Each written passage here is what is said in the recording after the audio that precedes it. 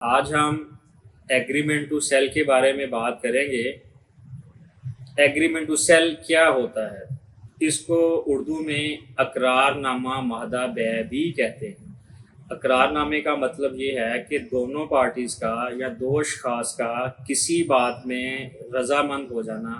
یا دو اشخاص کا کسی چیز کے اوپر ایک جگہ پہ متفق ہو جانا، کہ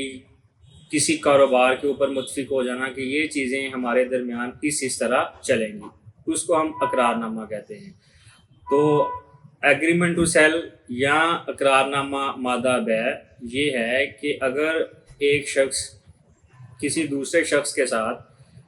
کسی بھی چیز کی فروختگی کے بابت کوئی معاہدہ کرتا ہے،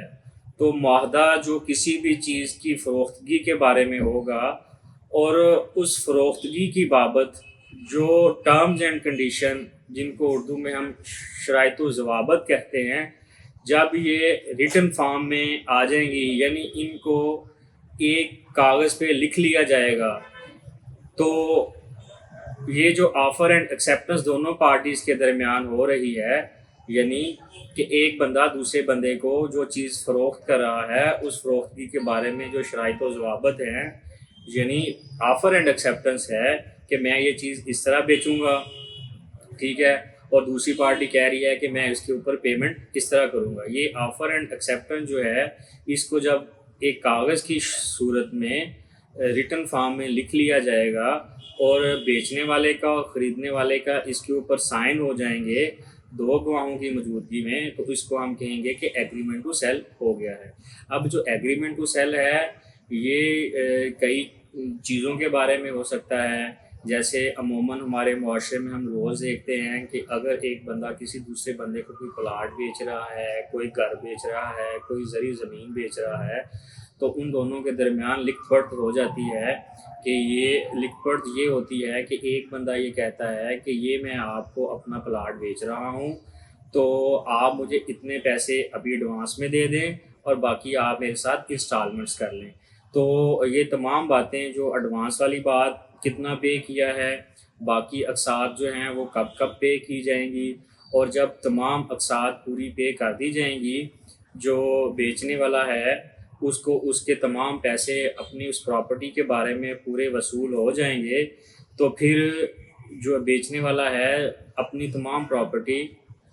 اس شخص کے نام پہ ٹرانسفر کر دے گا جس نے اس کو خریدا ہوتا ہے۔ تو یہ جو طریقہ کار ہوتا ہے، جو ہم آپس میں بیٹھ کے طے کرتے ہیں کہ اتنے پیسے ابھی پے کیے جائیں گے، اتنے پیسے اتنے ٹائم کے بعد پے کیے جائیں گے، باقی انسٹالمنٹس اس طرح چلتی رہیں گی، اور تمام اماؤنٹ جب بیچنے والے کو حاصل ہو جاتی ہے، تو پھر بیچنے والا جو خریدنے والا ہوتا ہے اس کے حق میں وہ تمام پراپرٹی کو ٹرانسفر کر دیتا ہے، تمام لیگل ڈاکومنٹیشن جو ہوتی ہے وہ اس کی فیور میں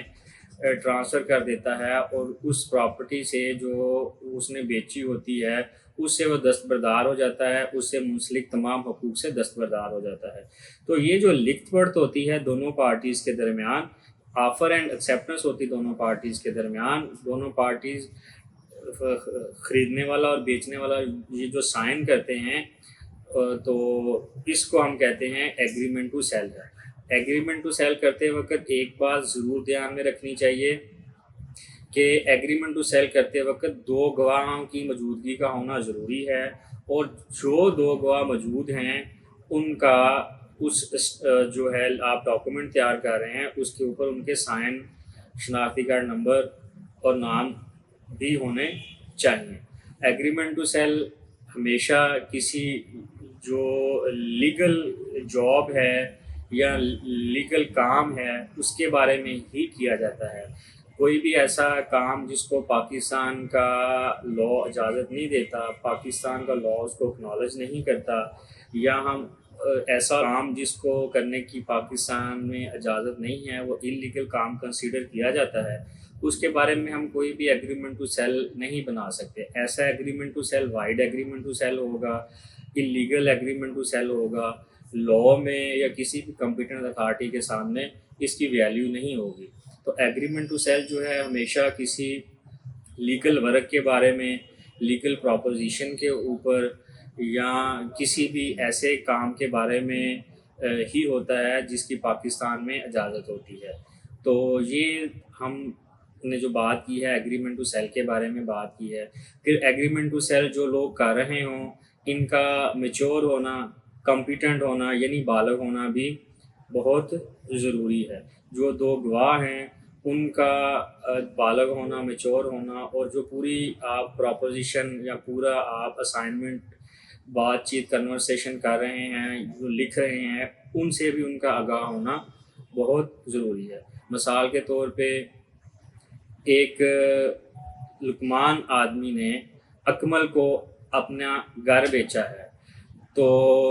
لقمان اور اکمل کے درمیان آپس میں بیٹھ کے یہ بات چیت طے پائی ہے کہ گھر کی قیمت جو ہے وہ 10 کروڑ ہے، 2 کروڑ روپیہ جو ہے وہ ایڈوانس پے کیا جائے گا، باقی جو پیمنٹس ہے وہ 1 سال کے عرصے میں 1 ماہ کی انسٹالمنٹس کی صورت میں پے کی جائیں گی۔ تو اس بارے میں وہ یہ بھی طے کرتے ہیں کہ جو پیمنٹ ہوگی وہ چیکس کی صورت میں ہوگی۔ تو یہ تمام باتیں، معاملات، امور جو دونوں پارٹیز کے درمیان، لقمان اور اکمل کے درمیان طے پا رہے ہیں، جب ہم اس کو ریٹن